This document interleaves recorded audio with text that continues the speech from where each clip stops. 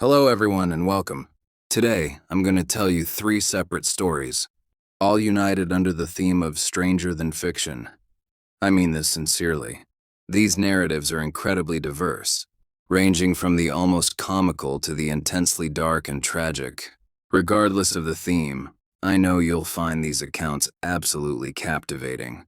But before we dive into today's collection, if you are drawn to the strange, the dark, and the mysterious delivered in a compelling story format, then you've definitely found the right place, because that's all we do with a new upload every single week. So if that is of interest to you, please follow the like button to the grocery store, and every time they're not looking, secretly steal items from their shopping cart. Also, please subscribe to our channel and turn on all notifications so you don't miss any of our weekly uploads. All right, let's get into today's stories.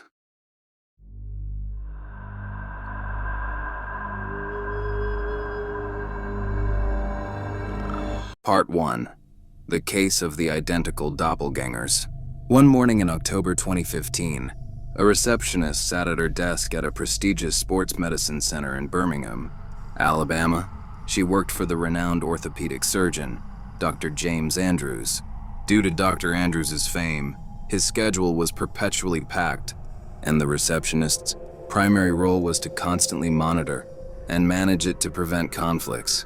As she scrolled through the surgery schedule for the upcoming days, she confirmed there were several procedures slated and no apparent clashes.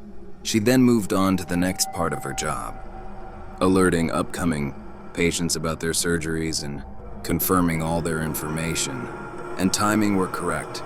The next person on the list for elbow surgery was a minor league baseball player named Brady Fiegel, scheduled for the following morning. The receptionist called the number on file for Brady, but it connected her not to Brady himself, but to his baseball team's athletic trainer. The receptionist ran through her usual confirmation speech. "Hello, just so you know, Brady has an elbow surgery tomorrow morning. I'm calling to confirm the details and ensure he understands the necessary procedures." The trainer paused and a moment of silence stretched over the line.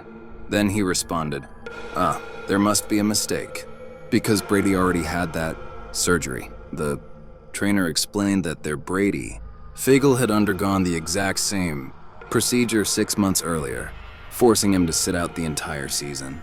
The surgery was definitely done. The receptionist was confused. "No, that doesn't make any sense," she replied. She distinctly remembered Brady Fiegel. He had recently come in for his consultation, a very unique-looking man, 6'4", bright red hair, a large beard, and a professional baseball pitcher, coming in for a very specific elbow operation related to his career. "He just came in for his consultation recently," she insisted. "He still needs the surgery. I'm sure of it." The conversation devolved into an absurd back and forth as the receptionist and trainer tried to describe their Brady Fiegel to make sure they were discussing the same person. How could they both be right? How could the trainer's Brady Fiegel have already had the surgery, while the receptionist's Brady Fiegel was scheduled for the same surgery the next day, having only had a consultation days prior? It seemed impossible. The explanation they eventually uncovered truly defied belief.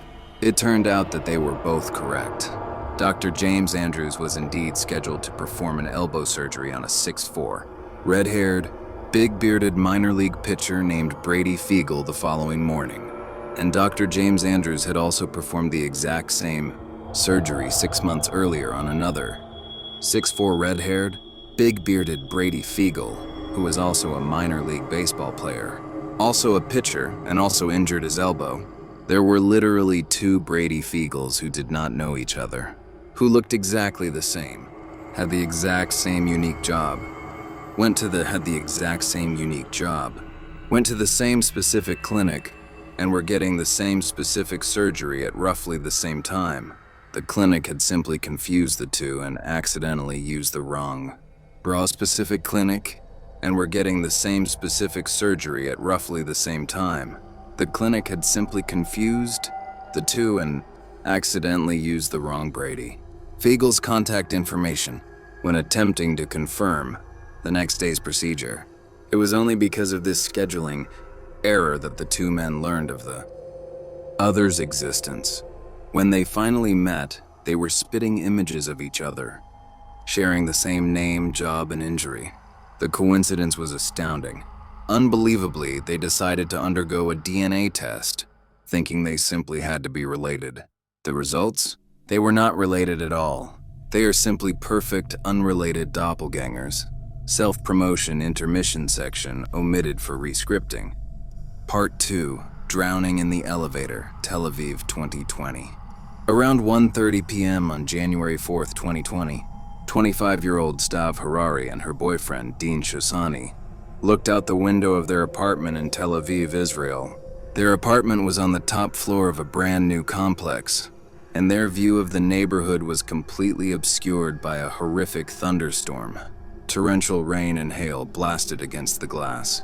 The young couple, who had been together since childhood, were just transitioning into adulthood. They didn't have much money, but they had invested heavily in this apartment and had recently purchased a car. Looking at the raging storm, they both had the same thought. The storm could severely damage their car, an investment they couldn't afford to replace or repair. They had to move it. Dean grabbed the keys, and the couple left their apartment. Walking down the hall to the elevator, they pressed the down button, the car opened, and they stepped inside. They hit the button for the underground parking lot, the doors closed, and the elevator began its long descent from the top floor. As they neared the parking lot floor, the car came to an abrupt stop. Stav and Dean stared at the doors, expecting them to open, but they didn't. After a prolonged moment of waiting, Stav reached out and pressed the door open button, but nothing happened. Panic set in. Stav turned to Dean, saying, "What do we do? We're stuck." Dean tried to reassure her. "Don't worry, it's fine. Probably just a small malfunction. It will start working again." But within seconds of that exchange, they heard a very familiar sound. They looked at the source of the sound and both began to scream. At the same time, another resident, a young man named Eli, was nearby when he heard the screaming coming from the elevator shaft. He ran to the closed doors and listened, clearly hearing the voices of people trapped inside. Instinctively, Eli grabbed the exterior doors and tried to pry them open, but they wouldn't budge. Stav and Dean inside were screaming and pleading for help. Growing more desperate by the second, Eli began yelling for others nearby to help. Soon, a group of residents gathered, desperately trying to open the doors, but failing. Eli finally pulled out his phone and called emergency services. Despite Eli's quick alert, it took over an hour and a half for first responders to arrive due to the treacherous storm and other city emergencies. By the time they reached the apartment building, it was already too late. It turned out the familiar sound Stav and Dean heard after getting stuck was water rushing into the elevator. They looked down and saw water flooding the space they couldn't escape from. The couple had gone down to move their car not to avoid hail damage, but to avoid the lot's known risk of flooding during major storms. As the parking was underground, the water found its way into the elevator car, which had stopped at the underground level. Eli and the others who tried to help were also standing in water. They knew that if they couldn't open the doors, Stav and Dean would drown. Eli called emergency services 16 times as he watched the water rise, but no help arrived. Eventually, Eli and the others had to abandon the elevator and swim out of the parking garage themselves, leaving Stav and Dean still trapped inside. They swam out, listening to the desperate screams until they finally stopped. When first responders finally arrived, they had to use scuba equipment to dive down the totally submerged elevator shaft, cut a hole in the ceiling of the car, and pull Stav and Dean out. Though they were rushed to the hospital, both had already perished. Part the third, The Shaman's Ultimate Fame, Kuala Lumpur, 1993. On the evening of July 2nd, 1993, 49-year-old politician Mazlan Idris nervously paced inside his home in a suburb of Kuala Lumpur, Malaysia. Mazlan was a successful state assemblyman, but his ultimate ambition was to be appointed the state's men besar, similar to a state governor. To achieve this, He felt he needed a dramatic way to reclaim his political power and waning popularity. This was the focus of the crucial meeting scheduled for that night. Late that evening, a knock came at the door. Maslin quickly straightened his clothes and opened it. Standing there was an unbelievably beautiful woman, flanked by two men he didn't recognize. Maslin was instantly mesmerized by the woman. Long dark hair, a huge smile and eyes that seemed to hypnotize him. She looked like a celebrity. The woman was named Mona Fandey.